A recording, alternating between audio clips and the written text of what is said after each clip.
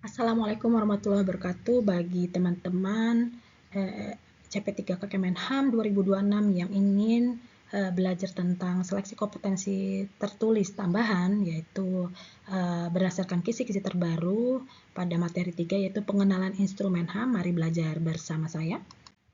Ini jadwal dan mekanisme seleksi kompetensi tambahan tertulis ya. Jadi ujiannya itu tanggal 30 dan tanggal 31 Maret 2026. Ini ada sesi yang pagi, sesi siang juga ya di sini. Jadi durasinya 60 menit untuk persiapan, mulai dari registrasi peserta, penitipan barang, serta body checking. Lalu pelaksanaannya 120 menit atau 2 jam.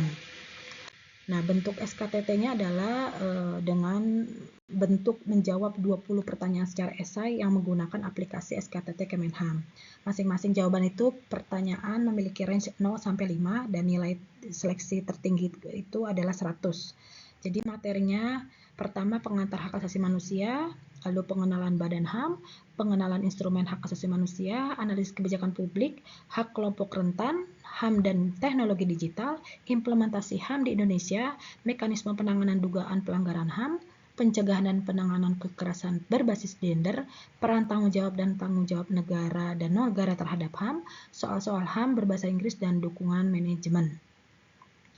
Nah, ini yang kali ini kita nomor 3 ya, jadi pengenalan instrumen HAM sesuai dengan kisi-kisinya, yaitu teman-teman CP3 itu memiliki pemahaman mengenai berbagai instrumen hukum yang mengatur hak asasi manusia, baik dalam bentuk deklarasi, konvensi, perjanjian internasional maupun peraturan perundangan nasional termasuk prinsip utama dalam instrumen HAM, serta memahami kedudukan dan implementasinya dalam sistem hukum nasional. Nah, instrumen HAM itu apa saja? Pertama, deklarasi HAM, konvensi HAM, lalu perjanjian internasional, ada undang-undang tentang HAM dan instrumen yang lainnya. Jadi kalau di websitenya di Kemenham itu ada instrumen HAM nasional, yaitu pertama undang-undang, lalu ketetapan MPR ya, MPR, Undang-Undang 45, dan keputusan peraturan presiden dan instruksi presiden.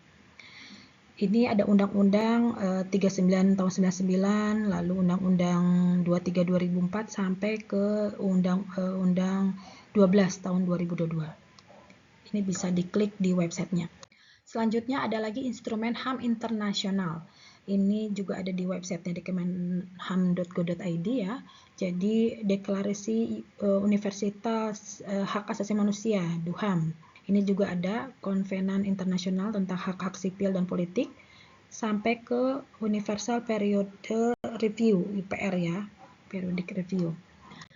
Nah, deklarasi HAM itu apa saja ya? Jadi poin-poinnya adalah kesetaraan dan martabat, hak untuk hidup dan kebebasan, perlindungan hukum, pengadilan yang adil, privasi dan reputasi, kebebasan gerakan, suaka, kewarganegaraan, pernikahan dan keluarga, hak properti, kebebasan berpikir dan berekspresi, majelis dan asosiasi, partisipasi dalam pemerintahan, jaminan sosial dan hak ekonomi, standar hidup, pendidikan, hak budaya dan intelektual, tatanan internasional, batasan dan tanggung jawab, serta perlindungan terhadap penyalahgunaan. Nah, konvensi HAM itu adalah perjanjian internasional yang mengikat secara hukum untuk melindungi hak dasar manusia. Jadi berakar pada Deklarasi Universal HAM ya, tahun 48. Jadi meliputi hak sipil, politik, ekonomi, sosial, budaya, serta konvensi khusus seperti hak anak dan penyandang disabilitas. Jadi Indonesia itu telah meratifikasi banyak konvensi ini menjadikan bagian dari hukum nasional ya. Ini uraiannya. Nah, peraturan perundangan tentang HAM ya. Pertama ada Undang-Undang 39 tahun 99 tentang hak asasi manusia, lalu ada Undang-Undang 20 tentang pengadilan HAM, ada Undang-Undang 784 tentang pengesahan Konvensi Internasional Penghapusan Segala Bentuk Diskriminasi Terhadap Perempuan, dan sampai ke Undang-Undang peraturan pemerintah, peraturan presiden ya, keputusan presiden, peraturan menteri hukum dan HAM, serta ya ini ya peraturan-peraturan regulasi tentang perundang-undangan tentang hak asasi manusia di Indonesia. Nah, teman-teman yang perlu mungkin yang bisa dipelajari adalah contoh soal SKTT CP3K misalnya, nomor 1, Deklarasi Universal Hak Asasi Manusia menguraikan hak asasi manusia di dasar yang berlaku secara universal untuk semua individu. Nah, apa saja sih poin-poin penting uraian HAM tersebut? Nah, dijelaskan ya. Nah, lalu nomor 2, sebutkan apa saja prinsip pembentukan konvensi HAM. Nomor 3, apa saja yang Anda ketahui peraturan perundangan tentang HAM di Indonesia. Baik teman-teman, jika mau lulus CP3K Kemenham, untuk SKTT-nya ayo join bimbel bersama saya. Jangan lupa daftar ke link ini ya.